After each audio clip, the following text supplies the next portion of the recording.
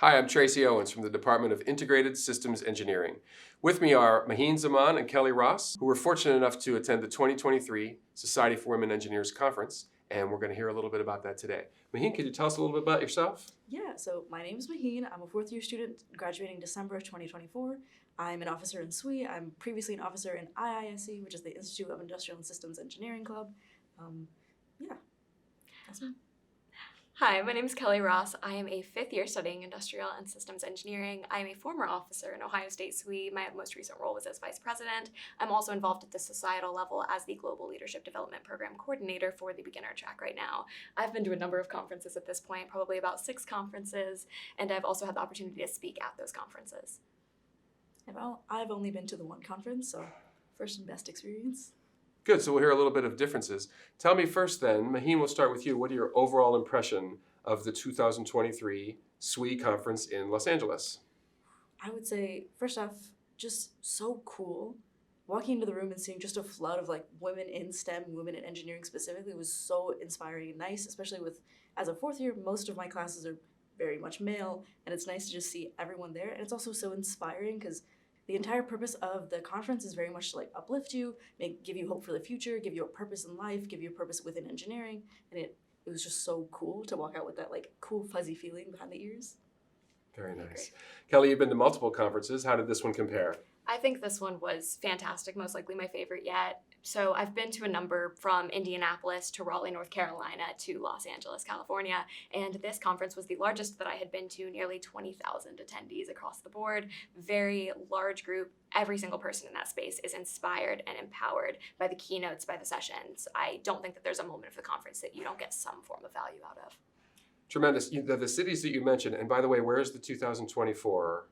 It is in Chicago, Illinois. So these are cities with a lot to see and a lot to do. How did you feel about getting around the city where the conference is held? We definitely put a lot of time and effort for those who are sponsored by our organization. Of course, there's lots to do if you aren't sponsored by our organization as well. But when you are sponsored, you have a lot of opportunity to visit the city. We have exploration activities. There are a lot of opportunities to check out the food locations or the exploration activities that you personally are interested in.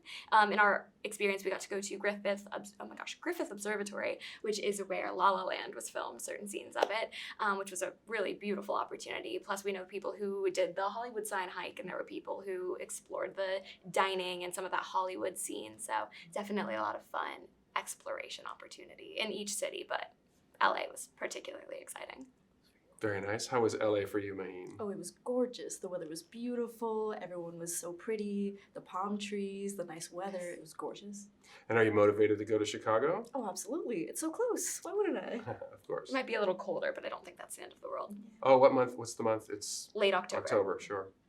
The conference was inspiring. Keynote speakers, I'm sure, played an important role in that. What do you take away from those keynote addresses? I think something that we do really well at SWE conferences, we have a variety of different keynote speakers on each day. So we had Kate Maxwell speak with us. She is a real leader in the tech space right now, as well as different perspectives, different industries on all of the different days. In my personal opinion, I think the things that stood out most to me were the conversations surrounding intersectionality. I also think that I gained a lot from the way that we discussed and spoke about people who had been in SWE before and the way that they really found SWE to be a memorable experience. Our third keynote speaker, she went through some of the experiences of former people in SWE and talked about how really they were faced with challenges in this space itself and how SWE as a whole has grown. And I think that's something that really stood out to me.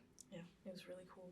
I think speaking with the intersectionality, especially the second keynote speaker, I don't remember her name, but she was really, really inspiring, talking about using her intersectionality and using her experiences from her home country and then her own culture and then bringing that to engineering, as well as mixing that with how to make intersectionality as a superpower. I feel like we don't talk about it enough, in that it really helps build what you know and build the community around you by bringing everything that you know to somewhere new. I agree. I think something else that was really stuck out to me was the way that they speak really candidly about their former experiences. So particularly in speaking about college, they're very transparent that it wasn't always easy. They speak a lot to some of the challenges they faced, some of the classes they might have failed or really struggled in. And it's good to see that someone who is that influential in their space and someone who is so successful that they can speak at a keynote at a 20,000 person conference might have struggled in college, and it's okay if we do too. Speaking of struggle, they also, I believe Kate Maxwell really highlighted her like mental health struggles as well, Absolutely. which is such an important thing to bring up therapy in such a large group setting and really make it visible that it's important to take therapy if that's something you feel like you need. It's important for you. It is good for you. It is not something to be scared of. That was really inspiring to hear and really good. I agree. A lot of candid moments. Love it. Sounds fantastic. You came out of there with a lot of motivation, I'm sure. What we also want to emphasize is that the conferences are available, the projects that we do, the interactions that we have are all around campus and off campus, is that not all learning takes place in the classroom. What did you come away with more on the technical side or more on the education that you brought from the conference? I think I was really fortunate to be able to attend a lot of the technical sessions. Specifically, I'm very interested in healthcare personally, so I went to a lot of the healthcare related ones. Two of the big ones that I went to, one was about medical devices, the history of medical devices for women specifically and women's issues, and then how we're currently improving. It was really, really cool to hear how interesting of like the history we have, how much research has been done previously, how much more research is being done now and the things, and how like more convenient we're trying to make things. One of the things she talked about specifically was new bra manufacturer in order to, and the way that it's manufactured with like sensors to detect or help detect breast cancer, which is so interesting and so new and innovative. And those speakers, as well as the manufacturers, were there later at the career fair, which is so cool and a great way to tie in like fully from just learning something and also being able to go in and try it out yourself. Yeah. I really liked it. That's a really good answer. A lot of the sessions that I chose to attend were very diversity, equity, inclusion, and belonging focused, as well as leadership, especially those in early leadership, which as someone who's graduating here shortly, it was really big for me to look at those early career steps. So what I gained from those was really learning how to ask the right questions in a role. I think that's something in ISE that's very important. And so having the opportunity to learn that from people who were really far into their career was a really meaningful element of it. From the DEI&B perspective, a lot of the sessions were really surrounding how we can enact change in our own companies or how we can inspire that change.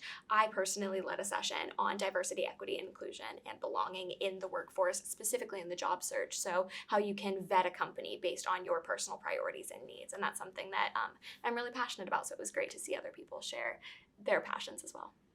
Kelly, congratulations on being a presenter at the 2023 conference. How competitive, how does that process work to petition to be a presenter? It's definitely a long-term process. I was with my friend Logan and others. We were working together to come up with this process. So they will have a call for participation months in advance of the conference. You will come up with your content, you will create the slides for it, and then you will submit an online form, often alongside of video speaking to what your session is, what your learning objectives are, how people would stand to gain from attending your session. And they have a very extensive process of reviewing those applications, and then we'll find out if we made it. We were turned down once before ultimately making it into the Hartford conference in the spring of 2023, then also being selected for We23 this past fall. Awesome, fantastic. You mentioned the conference sessions themselves. What other activities are there surrounding the SWE conference in addition to the actual sessions that you attend? Sure. Well, I think one element of conference that always stands out is the career fair. It is incredible. It's like nothing I've seen anywhere else. I mean, hundreds of companies that are there truly looking to hire. They're not just looking to get their name out. They want to hire members of SWE. They want to hire the women that are at this conference. It is a huge environment. They are very open to the conversation, but they're also very willing to hand you an interview on the spot. So if they like you, they connect with you, they'll say, "Are you free in an hour for an interview? We'll meet you across the hall." And so some people were even fortunate enough to get offers on site, which is incredible. Maheen, what else are the extracurricular activities?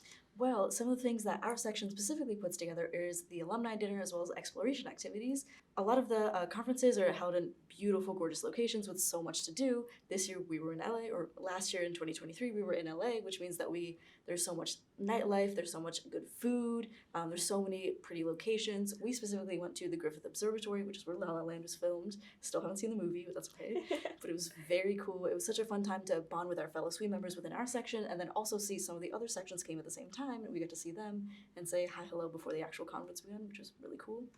About how many people attend from the Ohio State University, the SWE conference? I'd say for our annual conferences in the fall, we typically bring between 20 and 24 attendees. For our We Local conferences in the spring, we might bring upwards of 40. And if you're interested in attending these conferences, what do you do? How do you express interest and get selected to attend? And it certainly can be a bit expensive out of pocket, but there are a lot of opportunities for grants, for refunds that make the conference much more manageable financially. Great recap. Thank you very much. Any other specific memories that you have from the event in Los Angeles?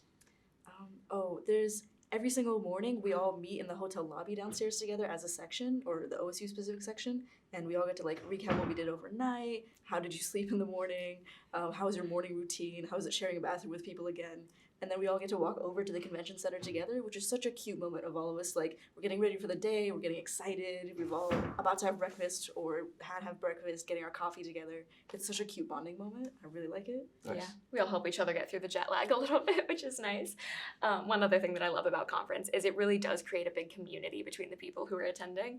This past year, our conference director had her 21st birthday in Los Angeles, and we made it a point to celebrate her. So before the keynote, we spoke with the DJ for the keynotes. That's a whole other story, but we spoke with the DJ for the keynotes and had her dedicate a song to Ellie because it was her birthday, and she did it, and everybody celebrated her in the room, this room of thousands of people. So that was a really exciting moment for us. I really like the way that we come together and build these relationships at conference. Good. Thank you very much, Maheen and Kelly. We've been talking about some special memories and participation in the Society of Women Engineers Conference from 2023. Looking ahead to 2024. For more information, check out osuswe.org.